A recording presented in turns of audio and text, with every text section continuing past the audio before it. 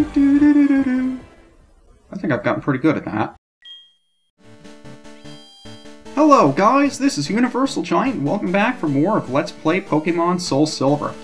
Last time, we went on a bit of a rabbit trail to see what kinds of Hoenn and Sinnoh Pokemon we could run into, just for the sake of completeness, I suppose. But now, we've made our way back to Indigo Plateau so we can challenge the Elite Four in the Champion rematches. Just like the last time we came in here, I'll go through my setup, just, you know, for old time's sake, I guess.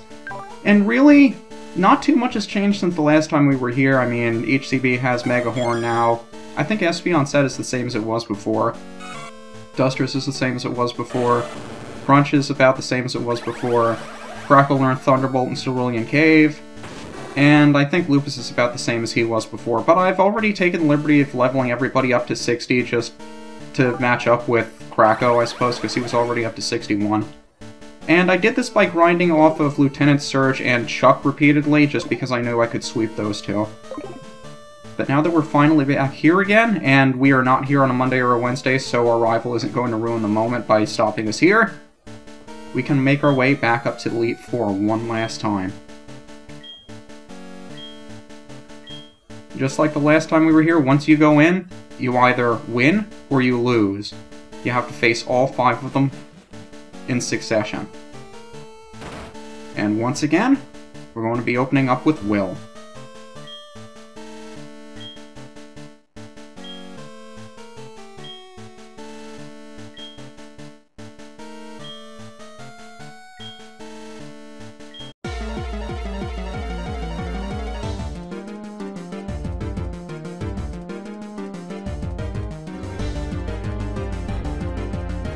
And since we've heard both the remix and the original version of this music 8 times, I figured I'd change things up a bit. He's going to lead off with this Bronzong, Steel Psychic type who we've seen before. Now, I'd normally lead with Lupus, but this thing has Heat Proof, which reduces the amount of damage that fire moves do.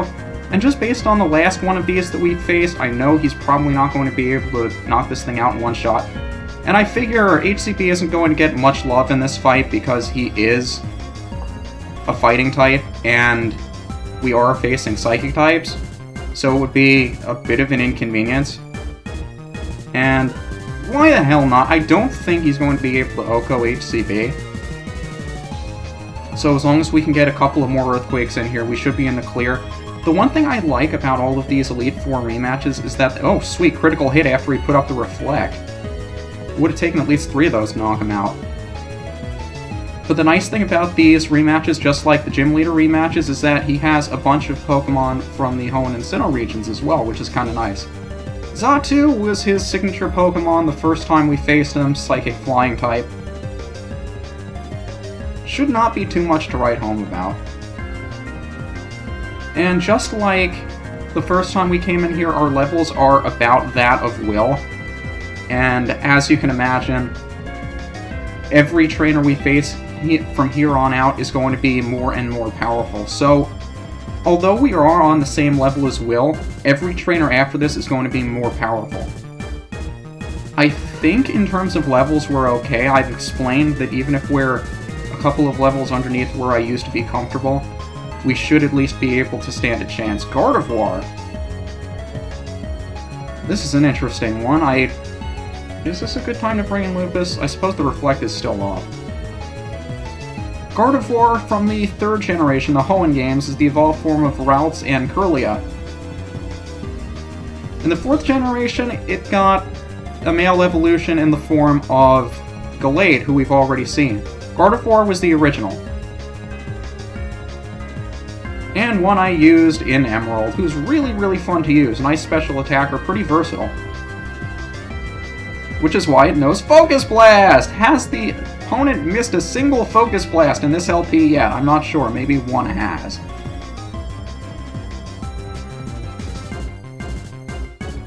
That's disappointing. And she's probably going to heal it on the next turn, which means I should go with... who? Duster!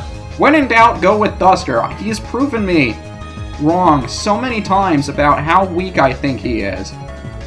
And this attack is going through the Reflect. So that Gardevoir had double defense, and he still knocked it out. And now that the Reflect is down, I'd normally go to Lupus against Jinx. I guess I'll bring in Crunch, because you might as well get everybody in this fight as long as you have an excuse to. I found that this team is pretty well-rounded in terms of facing Psychic types and Ghost types, because everybody seems to have a Dark type move or a Ghost type move, or just hit hard enough in general. I know that came up in a couple of Morty fights, and kind of saved my ass a bit there. It was true at the very beginning of the game, too, and it's nice to see that it's held up at this end, too. And Grumpig, another one from the Sinnoh games. Is it? No, I always think this thing is from the Sinnoh games, but I'm pretty damn sure it's from the Hoenn games. Evolved form of Spoink! That thing is really cute, too. I think we've seen it before, and I mentioned the fact that if Spoink ever stopped hopping, it would die. I assume Grumpig doesn't have the same problem because he's no longer hopping on his tail. But I could be speaking out my ass again because I've mentioned how little I actually know about those two games. Oh well. For a pig, it is kind of cute. And last is his Slowbro, who I believe we've also seen before. And has everybody gotten a turn? I don't think Klaus has, but I think Krako is a better wall, and I don't really want to take any chances.